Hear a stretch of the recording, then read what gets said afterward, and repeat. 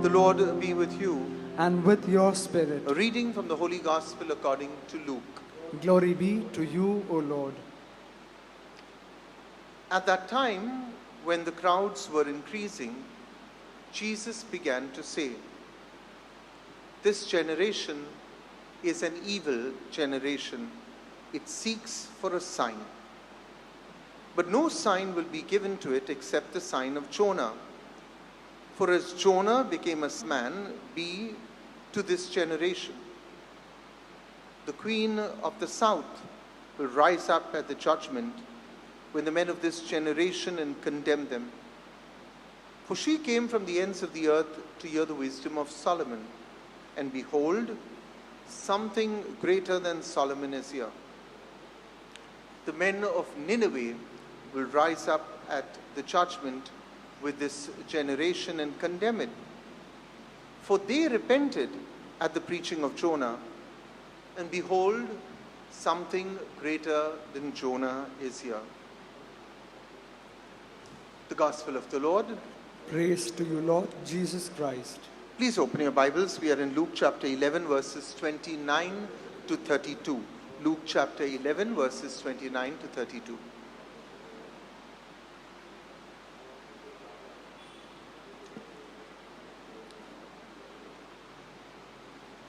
So, my dear sisters and brothers, Luke reveals his artistry. Remember, Luke was also a great painter, but a fantastic writer.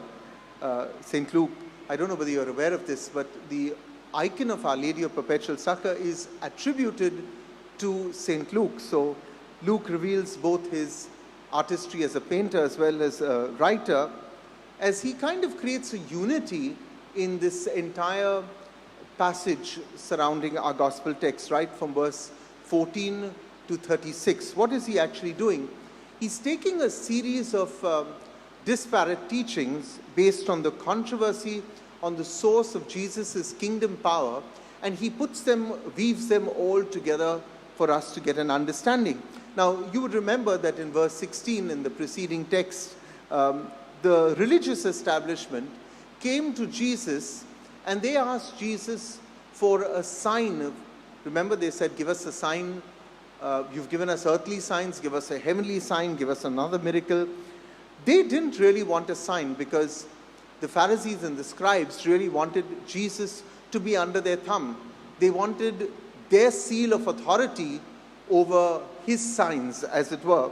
So they dared to say that they needed to see more than what they were really seeing, and they asked Jesus for another sign and he refuses to give it. So their demands are very clearly turned down. Why? Because Jesus is the Word of God. He has come to them. He performs great miracles, but more than anything else, he clearly presents himself as the Messiah. And what do? They reject it. So Jesus now contrasts in today's gospel the Jewish leadership with two examples: the people of Nineveh and the queen of Sheba, or as we heard it in Luke's gospel, the queen of the south, both of whom, interestingly, are non-Jews, both of whom who are outsiders, both of whom who are pagans, and yet these outsiders, these Gentiles, these pagans respond to the Word of God, unlike the people of the time of Jesus, unlike the Jewish authorities. So even though God had revealed so much to the people of Israel, these who knew so much, who had gained really literally the heart of Jesus, now continue to reject him. So let's look at the two examples. The first example that Jesus gives is the example of Jonah. We know that Jonah is a prophet from the Old Testament. If you date the book, he would have existed about 800 years before the time of Jesus. And Jonah, as we know, we call him the reluctant prophet. He was sent to the people of Nineveh. Where is Nineveh? It's very close to the city of Mosul. For the longest period of time, it was taken over by the ISIS. in the country of Iraq. So that's where Nineveh was. It was originally the capital of the Assyrians, the hated oppressors of the Jewish people. And very clearly, Jonah was sent with a message to the people of Nineveh. What is Jesus doing? He is now contrasting the people of Nineveh, and he says, let's look at them, let's see how they responded, and let's see how the Pharisees and the Jews have responded. Now, you will find this reference to Jonah, is found in two Gospels. You will find it in the Gospel of Matthew, and you will find it in the Gospel of Luke. But I want to tell you this, that in both the texts, the sign of Jonah, remember Jesus says, no sign will be given but the sign of Jonah. In both the texts, the sign of Jonah is quite different. Let me explain. In the Gospel of Matthew, Jesus will continue with the words, just as Jonah was in the belly of the fish for 3 days, so will the Son of Man. In the Gospel of Matthew, the sign of Jonah is all about the resurrection of Jesus. There is a link, not directly, but a link to the resurrection. Not so in the Gospel of Luke. If you listened in the Gospel of Luke, there was no reference at all. If you look at your Bible right now, you will see there's no reference of Jonah being in the belly of the whale. The sign of Jonah was linked with the fact that Jonah was sent to preach the word of God to Nineveh, and the people of Nineveh responded, repented, and transformed and changed their life. So the sign of Jonah was really the consequence of the repentance of the people of Nineveh. Now, what happened to the people at the time of Jesus? They also heard the word of God. They also heard the word of repentance. They also heard Jesus, John the Baptist, call them to change and transform their lives. But the fact is that generation of Jesus did not, and they don't transform and change. They were not showing any hearts of receptivity. Rather, they showed hearts of resistance against Jesus. So it becomes clear that even though they are asking Jesus for a sign, in reality, there is no reason for Jesus to believe that that's what they really wanted. That's the first sign that Jesus says. You want a sign? I'm going to give you one. It's the sign of Jonah.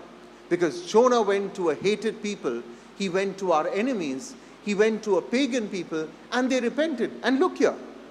You get the same sign, says Jesus. And what did you do with it? Nothing. Absolutely nothing. What is the second example? The second example that Jesus cites is the Queen of Sheba, mentioned today in our text as the Queen of the South. Again, where is Sheba? It is somewhere, we are not very clear historically, but somewhere in North Africa, either in the region of what we call Yemen today, or somewhere in the region of Ethiopia. Where precisely, we are not sure historically. Now, this queen was a queen of great education. We know also she was a queen of great wealth. And we are told that she traveled a great far distance to meet King Solomon, because she heard of his unusual, his fantastic wisdom. And when she met King Solomon, we know that she was simply blown away. Why? Because she saw in Solomon the display of God's justice, the wisdom of God's love, his mercy, all manifested through this King Solomon. You will remember that when God asked Solomon, what gift do you ask? He asked for the gift of wisdom.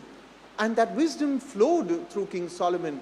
That wisdom was heard by many other people, others like Queen Sheba, and they come. So this pagan queen praised God for the great wisdom of Solomon. Now, what is Jesus really doing? Jesus is now making a point by using this example of Queen Sheba. He says, when the Queen Sheba heard of the wisdom of Solomon, something within her resonated. Something within her said, she recognized such great wisdom could not have come only from man, it had to come from God, and she wanted to go there and see. What's the point that Jesus is making? The people of Nineveh heard the voice of God, they heard the word of God, they repented. The Queen of Sheba heard of the wisdom of God, and something resonated her to move, to action, to change, to go and see for herself. And then Jesus is saying, but what have you done? What have you, scribes, Pharisees, the people of Israel, done? Because I am the word of God. I have called you to repentance. And there is no response. I'm only met with hostility. Remember, my dear brothers and sisters, the people at the time of Jesus had a great privilege. They had the Messiah in their midst, and they rejected him. You know, with privilege also comes responsibility. These two things go hand in hand. And when we have whatever privilege on this earth, whether it's wisdom, whether it's wealth, whether it's giftedness in an area, that also means that God has given us a responsibility. You know, I've said this again and again, wealth in itself can never be wrong. Can never be wrong. The Bible very clearly teaches us that the love of money is the root of evil. It doesn't say money is the root of all evil. Your learning can never be bad. Please acquire double PhDs, become the brightest mind. The question is, what do you use it for? If the brightest mind on this earth uses his wisdom to build another atomic bomb to kill the world, or some biological weapon to destroy other people, well, I'm sorry. With your privilege of great wisdom comes also responsibility. So in everything that God gives us, privilege and responsibility go hand in hand. And the people at the time of Jesus were given a great privilege. What did they do? They misused it. So what is our takeaway, my dear brothers and sisters? What can we learn from today's gospel? First, do I hear Jesus inviting me to change my life? This is the key thing. Because today we have so many voices bombarding us that very often God becomes a very small voice in all of this. There are many other voices that are pushing us. Now, if I don't hear the voice of God, then sadly, I stand in the same queue of condemnation as the people of Israel, as the Pharisees and the scribes. Why? Because Jonah called the people to repentance. Jonah called the people of Nineveh to repentance, and they did. And Jesus himself, he's not a prophet, he's God, himself called his people to repentance, and they did. We have no excuse, as I'm going to explain to you in the third point, for saying, well, I didn't know. So what's our second takeaway? That if you read the scriptures, you will realize that all our scriptures call us to repentance. In fact, I'm quite sure you read the scriptures of any religious books. What do they call you to? They call you to a conversion of life. Yeah? They call you to change. They call you to be a better human being. In the Christian scriptures, in our Bible, Jesus came to call us to repentance. Yeah, I always say, remember what Christmas is all about. You can enjoy the Christmas tree and enjoy the food and enjoy your party. That's not what Jesus came for. He came to call us to lead us to repentance, to transform our lives and our hearts. Now, the change of mind and heart, how are we to do it? One is we hear God's word. The other is to read God's word. Because as I said, all of Scripture calls us to repentance. And the more we read God's word, the more we realize that God, through his word, is calling us to repentance. Now, I believe today that the Bible is in tremendous danger. Tremendous danger of being seen in the very cynical definition of what a classical book is all about. Because if you ask anybody, have you read the works of Shakespeare? They have all heard about it, but very few have read it. Yeah? If you ask them of any classical book, have you read it? They will say, we've heard about it. And sometimes I feel the Bible is now reaching that definition of what a classical book is. Everyone has heard of it, but very few have read it. Finally, for a sin to be a sin, you need to have full knowledge and full consent. If you don't have one of the two, it cannot be a sin. Let me give you an example.